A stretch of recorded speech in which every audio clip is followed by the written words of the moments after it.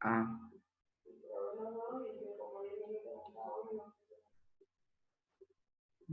¿Métodos de qué?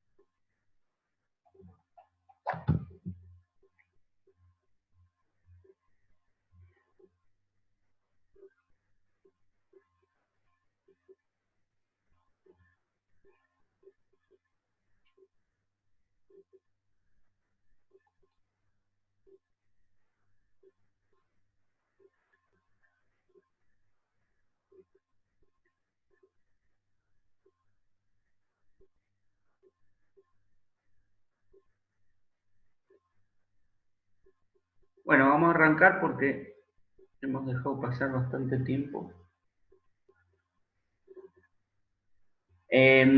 Bueno, esto es lo último que vimos, ¿tá?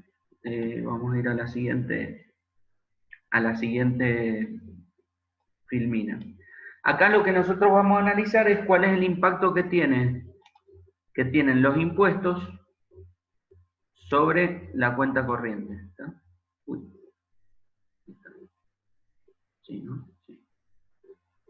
Entonces lo que nosotros vamos a decir es lo siguiente, fíjense, la ecuación 15.9 que nosotros estamos mostrando acá, es la misma que nosotros vimos como ecuación 12.6, que es la del consumo en 2 periodos, ¿tá? Del modelo de 2 periodos de consumo. ¿Tá? Básicamente lo que decía esa ecuación es que la suma del valor presente de todos los consumos, fíjense que esto es el consumo futuro, el consumo que uno hace en el futuro, pero dividiéndolo por 1 más R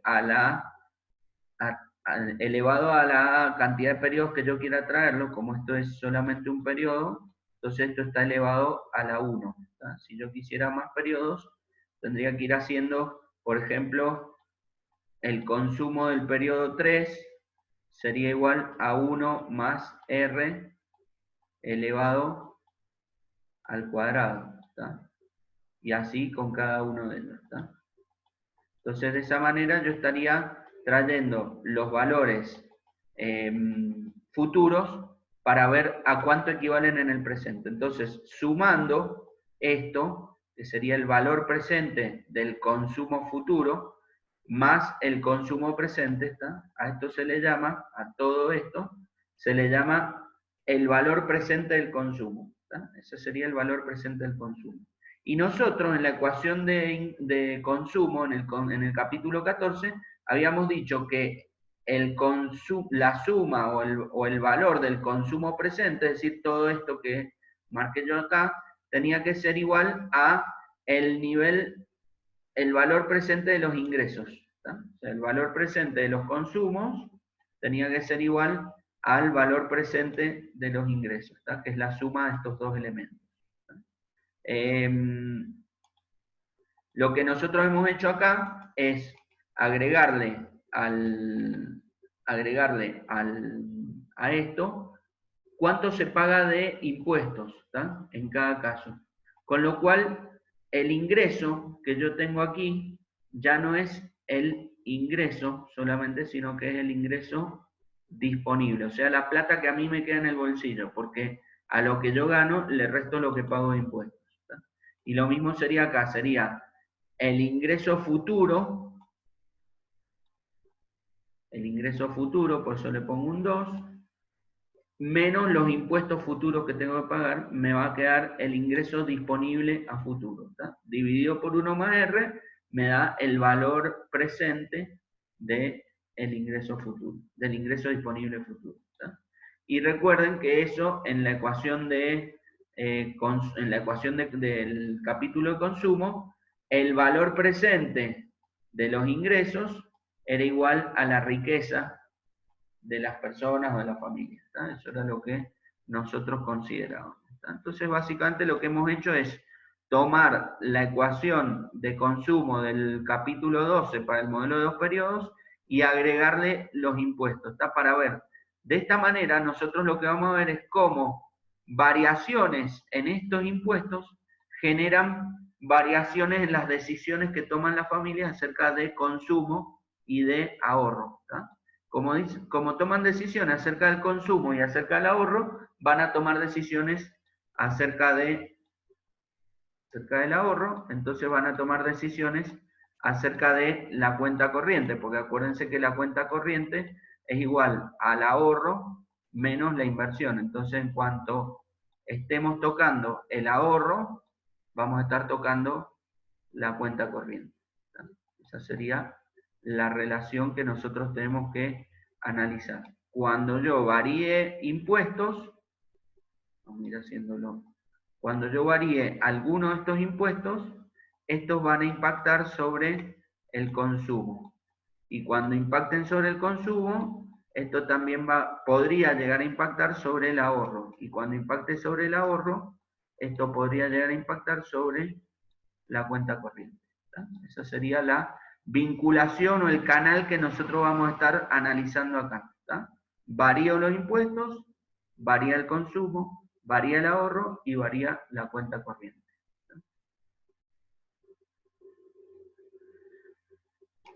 Fíjense, acá aparece gráficamente, ¿está? Pero básicamente esto nosotros lo podemos ver de otras maneras, ¿tá? O de maneras que nosotros ya las hemos estudiado. ¿Tá? Que es básicamente decir, bueno, ¿qué pasa si yo aumento los impuestos solamente en el periodo 1, es un aumento transitorio del gasto de gobierno financiado con impuestos. O sea, yo voy a aumentar el gasto público, en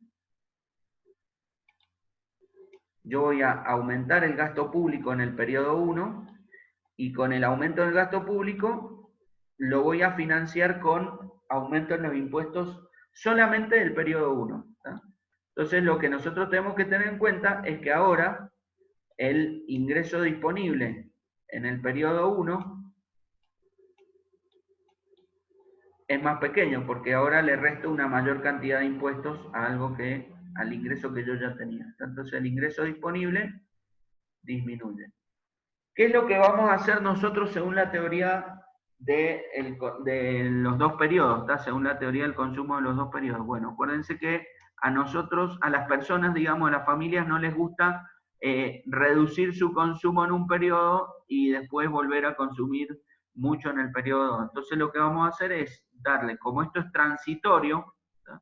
Entonces yo voy a reducir el consumo, pero en menor medida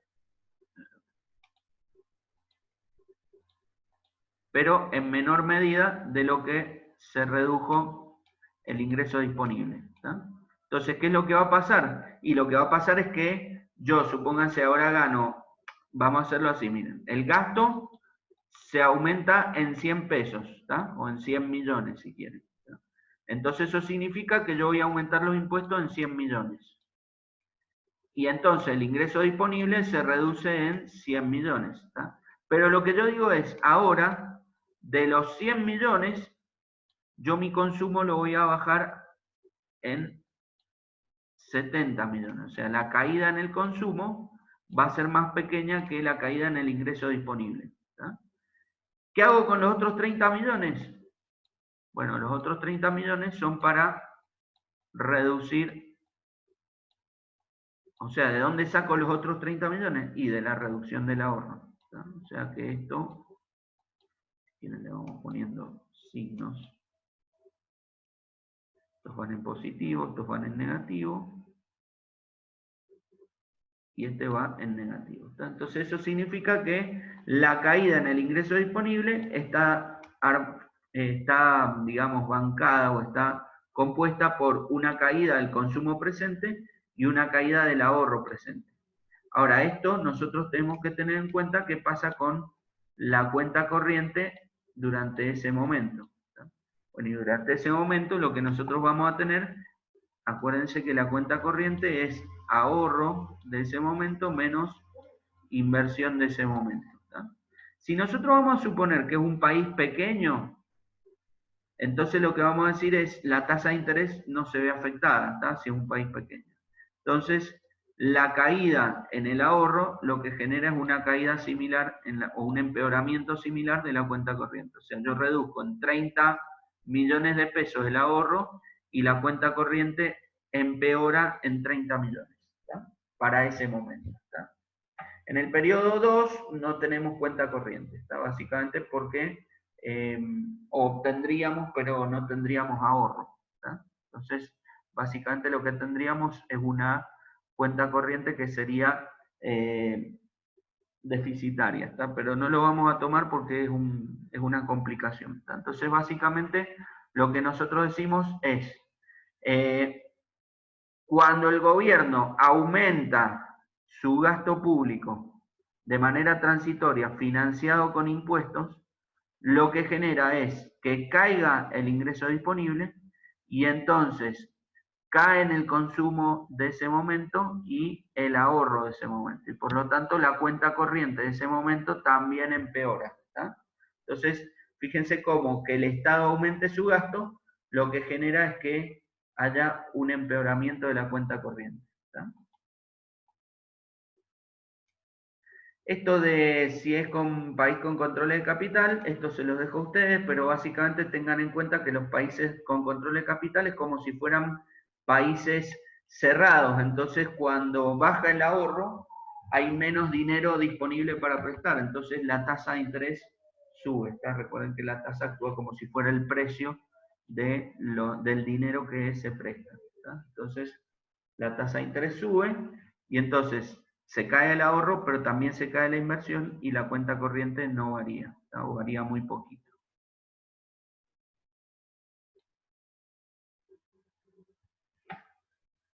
Bueno, este es un país grande que tampoco se los voy a dejar a ustedes, ¿está? Para que lo vean. No va a ser la parte importante, ¿está? De lo que tenemos que ver. Acá hay un pequeño resumen de qué ocurre con el ahorro, la cuenta corriente y la tasa de interés, de acuerdo a si el país es pequeño y abierto, a si hay control de capitales o a si es un país grande, ¿tá? Abierto y grande. ¿tá? Y tenemos casos de incremento transitorio del gasto, de gasto incremento permanente. Este es el caso que nosotros estudiamos. Este, digamos, le llaman el caso general, pero el caso que nosotros estudiamos como permanente es el que se llama caso especial, ¿tá? En donde el consumo es igual al ingreso permanente. ¿tá? Entonces, básicamente, esto es el resumen de todo lo que hemos visto en las dos filminas anteriores. ¿tá? Simplemente es para poder usarlo de repaso. De todos modos, esto está en el libro, ¿tá? Así que no hay ningún problema en que lo vean allí. Después tenemos el caso de el desplazamiento fiscal. El desplazamiento fiscal o el crowding out, como se llama, es básicamente cuando las actividades privadas como la inversión o las exportaciones netas se ven desplazadas porque se incrementó el gasto público. ¿tá? Entonces, el gobierno aumenta el gasto público y nosotros nos encontramos con que disminuye la inversión o disminuyen las exportaciones netas. ¿tá? Y a eso se le llama desplazamiento fiscal, como aparece en el título, o también se le llama crowding out, que sería en inglés. ¿tá? Lo mismo, pero en inglés. Esto es mucho más común, esto del desplazamiento fiscal es mucho más común en los países desarrollados. ¿tá? Eso significa que en los países menos desarrollados nosotros no vamos a ver un desplazamiento. ¿tá? Por ejemplo, fíjense en el caso que vimos en las filminas anteriores, cuando un aumento del gasto público transitorio financiado con impuestos, que fue el caso que vimos recién, en una economía pequeña, como no afectó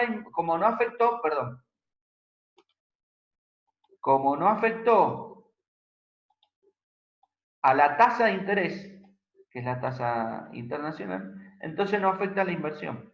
¿tá? Entonces no hay desplazamiento fiscal. El gobierno aumentó el gasto público, pero la inversión no se vio afectada. Pero sí genera un empeoramiento de la balanza comercial, porque lo que vemos es que empeora la cuenta corriente. Cuando empeora la cuenta corriente, la balanza comercial está empeorando. ¿no? Entonces, básicamente, lo que vemos es que hay un desplazamiento fiscal, pero por el lado de la balanza comercial. Con control de capital y en país grande lo vamos a saltear de nuevo, como les comenté. Ustedes lo pueden ver en el libro.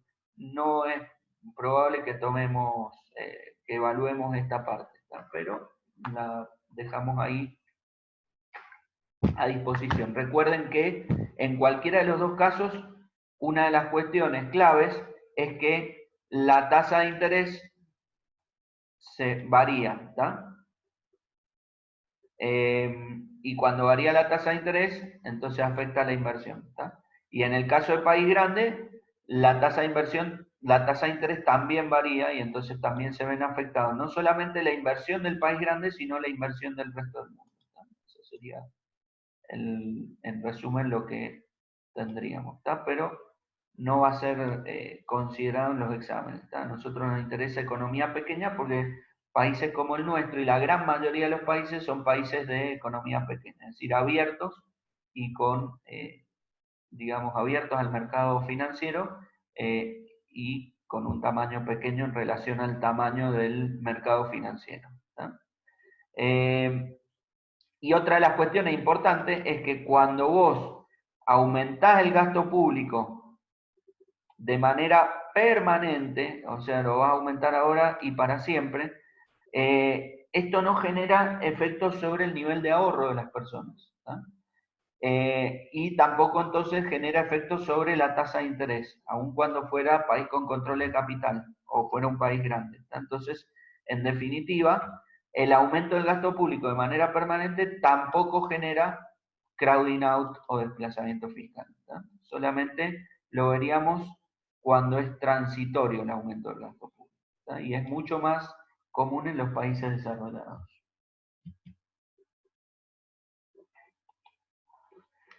Bueno, lo siguiente que vamos a ver es por qué algunos países tienden a gastar por encima de sus ingresos. ¿tá? Básicamente hasta ahora hemos visto al gasto y a los ingresos, es decir, a los ingresos y a los egresos del Estado como si fueran exógenos, es decir, como si no hubiera una justificación o una explicación de por qué gastan tanto o por qué ingresa tanto dinero o por qué cobran tantos impuestos. ¿tá? Entonces no hemos visto una explicación. ¿tá? De todas maneras, vamos a ver algunos modelos de comportamiento del gobierno, pero son modelos que no tienen variables demasiado claras en cuanto a lo económico. ¿tá? Por ejemplo, una de los modelos dice que hay un ciclo político económico, y eso se observa claramente, que es que cuando nos estamos acercando a las elecciones, los gobiernos tienden a aumentar el gasto público, ¿tá? Es decir, a dar más ayudas, a hacer mayor cantidad de obras para tratar de ganar las elecciones, ¿tá? Para tratar de ganarse el voto de la gente. Pero cuando vienen las... ¿Sí alguien habló? Pero cuando vienen cuando terminan el periodo eleccionario y el gobierno asume, nos encontramos con que ahí el gobierno tiende a ajustar. ¿tá? Eso es lo que nosotros podemos analizar como uno de los modelitos o las explicaciones de por qué los gobiernos tienden a estar en exceso. Generalmente, acá me dice, este modelito me dice que cuando se acercan las elecciones, los gobiernos tienden a gastar en exceso. Después hay otra relación con los partidos políticos y el déficit fiscal. En países o en lugares, provincias, donde hay mucha renovación de partidos políticos, es decir, gobierna un partido, después gobierna el otro, después gobierna el otro, o gobiernan 2 veces uno y 2 veces el otro, se va a tender a gastar mucho, ¿tá? Básicamente porque los gobernantes están intentando mantenerse en el poder, tratando de lograr que su partido se mantenga en el poder, y entonces eso los lleva a gastar mucho, y eso hace que la deuda pública del Estado tienda a crecer en este tipo de países o regiones. ¿tá? El caso de Mendoza es un caso claro de esto. Y otra de las cuestiones que nosotros tenemos que ver es que las coaliciones de gobierno, es decir, cuando hay muchos partidos que se unen para poder ganar una elección, también generan niveles de gasto excesivo, básicamente porque cuando asumen hay que repartir los cargos y el presupuesto entre todos los partidos y cada uno quiere su parte, digamos. Y cuando hay que ajustar, cuando hay que hacer ajustes presupuestarios, resulta difícil que se pongan de acuerdo dentro de una coalición. ¿tá? Por lo tanto, eso es lo que nosotros podemos ver. ¿tá? Fíjense que casos como este fíjense en la tabla, el nivel de deuda fiscal con respecto al PBI. Fíjense un caso importante, el caso de Italia. Italia es un país que tiene eso. Italia es un país que tiene. Italia es un país que tiene un alto nivel de deuda, básicamente basado en este tema de que sus gobiernos son coaliciones, ¿está? Y lo mismo pasa con Japón, ¿está? Lo mismo pasa con Alemania, lo mismo pasa con Estados Unidos, ¿está? Fíjense. De todas maneras, recuerden que este último dato hay que tener en cuenta que se dio en el marco de la crisis que hubo a partir del 2008. ¿tá? Entonces, todos incrementaron su nivel de deuda a partir del 2008. ¿tá? Para 2010 tenían niveles de deuda altísimos porque necesitaban, digamos, asistir a las personas que estaban necesitadas. ¿tá? Después tenemos otras interacciones que hay entre el sector público y el sector privado. ¿Está? Básicamente hasta ahora hemos hecho un análisis bastante simple en donde el gasto estaba financiado con impuestos y veíamos que había efectos que eran intertemporales, o sea, afectaban no solamente al consumo presente, sino también al consumo futuro. ¿Está? Pero también hay otros canales, por ejemplo, cuando el gobierno invierte por ejemplo, en caminos, en hospitales, en escuelas, en rutas, en, en seguridad, en centrales hidroeléctricas, por ejemplo, parques eólicos, lo que está haciendo es generando una estructura de capital que permite al sector privado reducir costos, ¿tá? Reducir costos de transporte o costos de energía eléctrica. Y entonces eso permite que el ingreso del sector privado sea superior una vez que se hicieron estas inversiones. Y que en el futuro exista un nivel de consumo privado superior. Entonces, esta es una de las cuestiones que nosotros estamos considerando cuando hablamos de esto que aparece aquí al principio.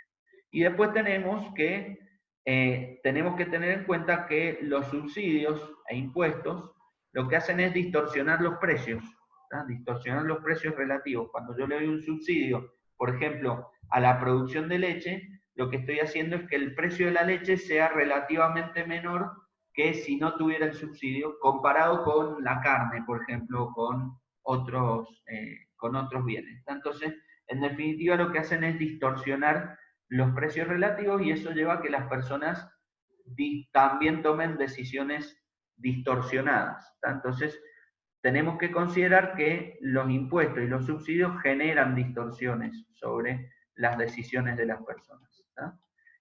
Pero, como Thanos, la existencia de una estructura impositiva es inevitable. Se necesita para que el Estado pueda funcionar y el Estado necesitamos que exista. Entonces, lo que tenemos que lograr es, ya dado que es inevitable, el sistema impositivo que debemos tratar de desarrollar tiene que ser un sistema impositivo óptimo. ¿Y cómo podemos hacer que el sistema impositivo sea óptimo? Bueno, básicamente, por ejemplo, en lo que tiene que ver, deberíamos tratar de tender a que el costo social de los impuestos que se cobran sea el mínimo. Por ejemplo, supongamos que yo aumento el impuesto a las ganancias. Entonces, cuando aumento el impuesto a las ganancias, lo que estoy generando es que por efecto sustitución, la gente decida que estar en su casa, quedarse en su casa, descansar, le resulte más barato que ir a trabajar. Básicamente lo que dicen es, bueno, si me van a cobrar ese impuesto a las ganancias, entonces no voy a estar ganando tanto en el de bolsillo. Entonces capaz que me conviene quedarme en mi casa y dedicarme a otras cosas que también me interesan, aparte de obtener dinero para poder consumir. Entonces básicamente lo que decimos es que en muchos casos la gente, cuando le suben el impuesto, reemplaza impuesto a las ganancias, reemplaza horas de trabajo por horas de descanso, horas de ocio, horas de estar con su familia, horas de cualquier otra cosa menos trabajar. Y aparte, el aumento del impuesto a las ganancias también genera lo que se llama un efecto ingreso. El efecto ingreso básicamente es que como las personas ahora les cobran mayores impuestos, les queda menos dinero en el bolsillo y entonces se sienten más pobres. Y entonces para poder equiparar, volver a ganar lo que estaban ganando antes, empiezan a trabajar más horas. Entonces fíjense que el efecto sustitución hace que se reduzca la cantidad de horas y el efecto ingreso hace que se incremente la cantidad de horas. Entonces, en este caso, lo que plantean es, para países grandes, el efecto sustitución es más grande que el efecto ingreso. Para familias de mayores ingresos, el efecto sustitución es mayor que el efecto ingreso. Países pequeños, o mejor dicho, países en vía de desarrollo, países pobres, el efecto ingreso siempre es mayor que el efecto sustitución. y para familias pobres o de menores ingresos, el efecto ingreso es mayor que el efecto sustitución. Esto de todas maneras nosotros tenemos que considerar, estamos tratando de que el sistema impositivo sea óptimo, es decir, que el costo social que genera el impuesto sea lo mínimo posible. Entonces, una de las cuestiones que nosotros tenemos que considerar es que cuando nosotros aumentamos el tamaño del impuesto, supónganse que pasamos de 33 a 50, por ejemplo. ¿Está? Eso es un aumento de la tasa de impuestos del 50%. ¿Está? Pasamos de 33 a 50, es un aumento del 50% en la tasa de ganancia. Bueno, lo que nosotros tenemos que considerar es que el costo para la sociedad se va a incrementar también, pero en más del 50%, es decir, en mayor porcentaje que lo que creció el impuesto. Entonces, esto es un tema a tener en cuenta. Hay que tener cuidado de cuando uno aumenta los impuestos, porque el costo social crece en mayor proporción. La otra cuestión es preguntarnos si el impuesto a las ganancias, si yo aumento el impuesto a las ganancias, si esto afecta al nivel de ahorro. Y lo que se ha visto en los estudios que se han realizado es que el resultado es ambiguo, es decir, algunos estudios han demostrado que aumenta el ahorro y otros estudios han demostrado que disminuye el ahorro. Entonces, por lo tanto, no podemos llegar a una conclusión al respecto. Pero sí, nosotros tenemos que tener en cuenta que los impuestos a las utilidades empresarias, que es como un impuesto a las ganancias, pero para las empresas, sí afecta a las decisiones de inversión. Por lo tanto, el impacto sobre la cuenta corriente, acuérdense que la cuenta corriente es ahorro menos inversión, entonces sobre el ahorro yo no puedo decir qué pasa con cuando subo el impuesto a las ganancias, pero sobre la inversión yo sí puedo decir que la inversión tiende a caer, por lo tanto la cuenta corriente tiende a mejorar cuando el gobierno cobra mayor cantidad de impuestos a las ganancias.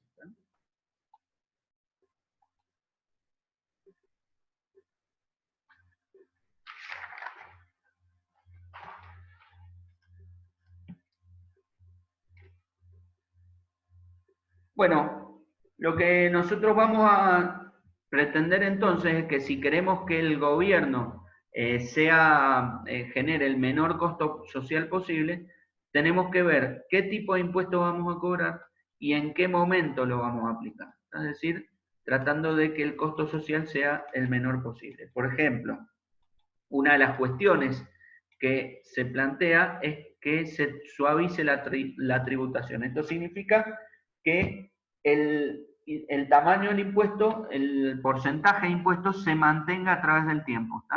Es preferible un impuesto, como dice ahí en el ejemplo, es preferible un impuesto que sea del 30% todos los años a uno que sea del 40% un año y del 20% el otro. Básicamente, esto lo que genera es una incertidumbre y la otra es que acuérdense que cuando uno sube la tasa de impuestos del 30 al 40, eso sería un tercio, ¿está? Y se incrementaría un 33% la tasa. Bueno, el impacto o el costo social es mayor al 33%. Entonces, hay que tratar de que esto no se produzca. ¿Está? Tiene que ser un impuesto que se mantenga estable todo el tiempo. Ahora, ¿qué pasa si el gobierno, por ejemplo, tuviera que atender un shock transitorio negativo al producto como es el COVID-19, como es el problema de la cuarentena y el problema del coronavirus, en donde el gobierno tiene que necesariamente este año incrementar su nivel de gastos con respecto del nivel de gastos que va a tener el año que viene. El año que viene, sin coronavirus, esperemos, vamos a tener un nivel de gasto inferior, porque ya no va a haber que ayudar a tanta gente a que financie su vida. ¿tá? Entonces, la pregunta que nos hacemos es, bueno, ¿y cuál sería el nivel de impuestos que deberíamos cobrar en cada uno de estos periodos? Bueno, básicamente, uno de los problemas que tenemos que enfrentar en los estados es que los estados miran solamente la cuestión presupuestaria, es decir, solamente se fijan en cada año, ¿está? Y entonces tratan de igualar lo que gastan a lo que recaudan en cada uno de los años, ¿está? Por separado, ¿está? Entonces, si yo voy a tener mayores gastos este año, entonces debería tener mayores impuestos este año, ¿está? Con respecto del año que viene, ¿está? Y esto es no recomendable porque dijimos, nos conviene mantener un nivel de impuestos constante a tener niveles de impuestos que varíen a través del tiempo, ¿está? Entonces, ¿qué es lo que vamos a hacer? Bueno, lo que vamos a hacer es aplicar estos criterios que hemos estado tratando de entender, y entonces lo que decimos es, el nivel de impuestos debe subir, pero debe subir menos de lo que sube el gasto público. O sea, el aumento en el gasto va a ser mayor que el aumento en la recaudación. O sea, yo voy a cobrar impuestos, voy a aumentar los impuestos, pero menos de lo que aumenta el gasto. Y entonces, yo voy a tener un déficit fiscal, y entonces voy a tener que buscar una fuente para poder financiar esto, y lo que se dice es, bueno, endeudémonos, aumentemos la deuda en el periodo 1. ¿Tá? Cuando aumentemos la deuda en el periodo 1, significa que en el periodo 2 yo voy a tener, recuerden que subí el impuesto del periodo 1, entonces eso también significa que voy a subir los impuestos en el periodo 2, ¿tá? Van a subir en la misma proporción. Entonces, yo en el año 2, es decir, en el futuro, voy a tener superávit fiscal, ¿tá? Y con eso voy a pagar la deuda que había pedido más los intereses de esa deuda, ¿tá? Entonces, de esa manera, fíjense que lo que hago es afectar a los dos periodos por igual, ¿tá? Que es básicamente lo que nosotros hemos estado promoviendo en todos los capítulos, ¿tá? Tener un análisis intertemporal y no año a año. Lo que nosotros tenemos que tener en cuenta es que el Estado puede cambiar la tasa de impuesto a las ganancias, pasarla del 20 al 30, al 30 al 33, al 50, ¿tá? Pero no puede controlar la recaudación, es decir, no puede saber cuál va a ser el efecto que esos movimientos en la tasa de impuestos imponen sobre las decisiones de los agentes económicos. Fíjense, por ejemplo, acá tenemos un grafiquito que se llama la curva de Laffer, que me vincula el porcentaje de impuestos que cobro con la recaudación del impuesto, ¿está? Si yo cobro 0% de tasa de interés, la recaudación va a ser 0, ¿está? Básicamente 0% de cualquier cosa es 0, ¿está? Y si yo cobro 100% de tasa de interés a las ganancias, la recaudación también va a ser 0, porque lo que van a decir los agentes económicos es qué sentido tiene que yo trabaje si me quitan todo en concepto de impuesto a las ganancias. Entonces, básicamente no hay incentivos para poder trabajar, y entonces no va a haber ganancias. Y entonces, nosotros lo que tenemos que considerar es que al principio, cuando la tasa de interés, la tasa de ganancias es baja, la gente no se hace problema porque básicamente sigue ganando bastante por hora, y entonces le conviene seguir trabajando antes que quedarse en su casa, ¿está? Y entonces la recaudación crece a medida que yo aumento el tamaño del impuesto, la recaudación crece, ¿está? Pero llega un momento en que la tasa de ganancia es tan alta que la recaudación empieza a estancarse, e incluso si yo sigo subiendo la tasa de impuesto a las ganancias, la recaudación, fíjense que empieza a reducirse, ¿está? Y si yo sigo aumentando la tasa de ganancias, la recaudación tiende a ser cada vez menor, ¿está? Esto es lo que se llama la curva de Laffer, ¿está? Que nos muestra que para un determinado nivel de impuestos, una determinada tasa, se produce el efecto de que si yo sigo subiendo la tasa de impuestos, la recaudación tiende a ser más baja. ¿Está? Bueno, eso sería lo que explicamos. Entonces, bueno, una de las cuestiones que nosotros tenemos que tener en cuenta también es que cuando uno aumenta la tasa de ganancias o la tasa de IVA, por ejemplo, y la pone muy alta, no solamente está el tema este de gente que no tiene incentivos a trabajar o a vender, sino que empiezan a aparecer agentes económicos que intentan eludir los impuestos, que es algo legal, y hay otros que intentan evadir los impuestos, y esto es algo ilegal. ¿tá? Entonces, crece la economía en negro. ¿tá? La economía en negro o la economía informal crece cuando hay recesiones y cuando hay inflaciones. ¿tá? En esos dos momentos, la evasión fiscal crece. Básicamente porque todas esas personas les gustaría suavizar su consumo. ¿tá? Es decir, bueno, viene una crisis, viene una recesión, no vendo tanto, entonces pido prestado y después devuelvo cuando vuelva a vender en el futuro. ¿tá? Pero si vos no tenés acceso al crédito, entonces no te queda otra que tratar de buscar fuentes de financiamiento. Y una de las fuentes de financiamiento es no pagar los impuestos ¿tá? Y quedárselos cuando uno vende. ¿tá? Entonces, eso es lo que ocurre en épocas de inflación y en épocas de recesión. Lo que nosotros vamos a ver entonces es esta curva de Laffer. La curva de Laffer en la realidad no ha sido probada. ¿tá?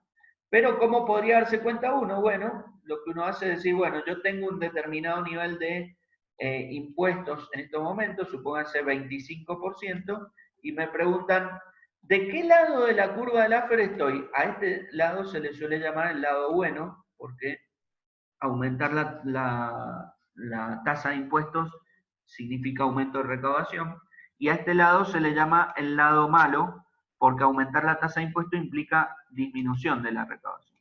Entonces, esta curva en realidad no sabemos si existe. ¿tá?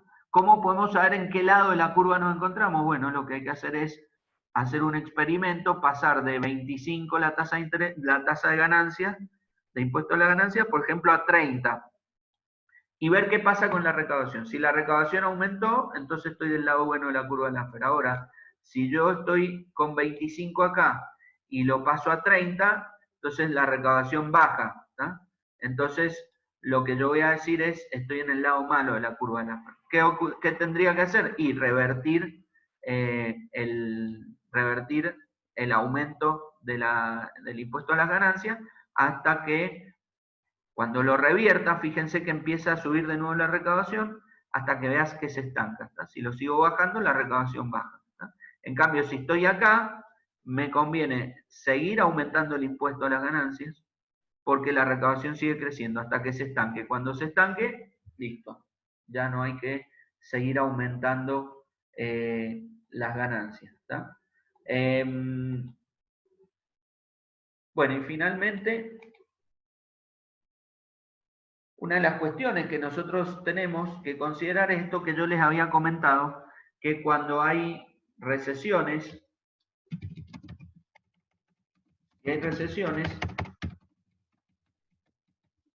el gasto aumenta y la recaudación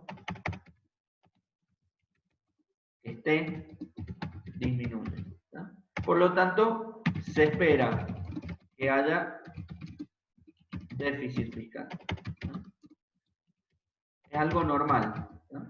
Cuando hay una crisis. Se espera que haya déficit fiscal. ¿no? Cuando hay auges, es decir, cuando el país crece, el gasto tiende a aumentar, pero la recaudación crece mucho más y entonces se espera que haya superávit fiscal. ¿no? Entonces, lo que nosotros vamos a preguntarnos, lo que sí tenemos que tener en cuenta es que haya una crisis. ¿Significa que el Estado entonces puede gastar discrecionalmente, puede hacer lo que quiera? Bueno, justamente no puede hacer lo que quiera. Entonces vamos a tratar de encontrar una forma de ver si el gobierno está está gastando más de lo que recibe por culpa de la crisis o porque tiene ganas de gastar más plata de la que recibe. ¿Tá? Entonces para eso nosotros vamos a ver lo que se llama el balance estructural. El balance estructural sería ver cuál sería el resultado fiscal entre gastos e impuestos, entre gastos y recaudación, cuál sería el resultado fiscal, si todos los factores de producción estuvieran empleados, es decir, si hubiera pleno empleo. Si hubiera pleno empleo, ¿cuál sería la situación que tendría el Estado? ¿Cuál sería, cómo estarían sus cuentas? ¿No? Y entonces lo que nosotros vamos a decir es que en la medida en que el balance estructural sea menor que el balance que verdaderamente está teniendo el gobierno, entonces nosotros podemos decir que evidentemente esto es por la crisis. ¿No? O sea, cuando el gobierno está gastando más de de lo que el gobierno gastaría en una época de pleno empleo, entonces eso significa que estamos hablando de una situación afectada por la crisis. ¿Tá? Y entonces, lo que nosotros vamos a decir es, fíjense entonces, veamos algunos países, fíjense que Alemania, por ejemplo, gasta más de lo que gastaría si, o tiene un déficit superior del que tendría si todos estuvieran empleados. Entonces, esto es una justificación, es por la crisis, ¿tá? Esta diferencia. Lo mismo pasa con Australia, fíjense que es más o menos parecido. Corea también. Estados Unidos claramente tiene un problema de crisis más importante, porque fíjense la diferencia que hay. Lo mismo Francia. Fíjense Hong Kong. ¿tá? Hong Kong es al revés el caso. Hong Kong debería tener déficit y está teniendo superávit. ¿tá? Entonces este es un caso especial, que después lo podemos mirar. ¿tá?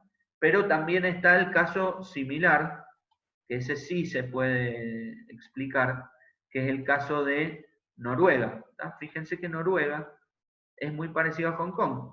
Si el país estuviera en pleno empleo, tendríamos un déficit de 6,6%. Y sin embargo, en la realidad, Noruega está teniendo un superávit del 10,9%. ¿Qué es lo que hace que el gobierno noruego esté teniendo mayores resultados fiscales que cuando está en pleno empleo? ¿Está? ¿Cómo es posible esto? Bueno, esto tiene que ver con que Noruega tiene ingresos extra impositivos que están relacionados con la extracción de petróleo. La Noruega tiene muchísimo petróleo en el Mar del Norte y su empresa estatal es la que extrae el petróleo y por lo tanto tiene niveles de ingresos muy superiores a los que, digamos, tienen niveles muy superiores de ingresos, ¿tá? Que hace que en aquel entonces, que era 2010, el precio del petróleo estaba muy alto, ¿tá? Y entonces eso significaba muchísimos ingresos para Noruega, ¿tá? Y entonces está en una situación que está por encima de la de pleno empleo. ¿tá?